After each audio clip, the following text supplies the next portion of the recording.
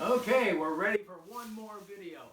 So far, you've got cascade that goes under, two in one hand, two in the other hand, and columns that go straight up and down.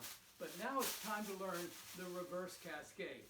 Reverse cascade is over the top, over the top, over the top. So make a basket about this high and start shooting baskets. First, one goes down the middle, then the other, then one, then the other, then one, then the other. Start with the hand that has two and keep going over the top.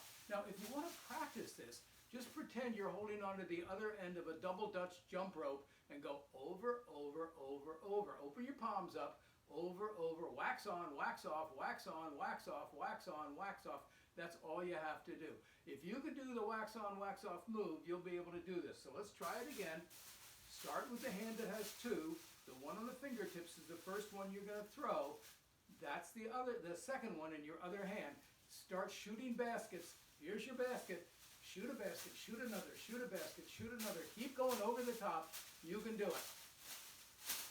Thanks a lot. See you next time.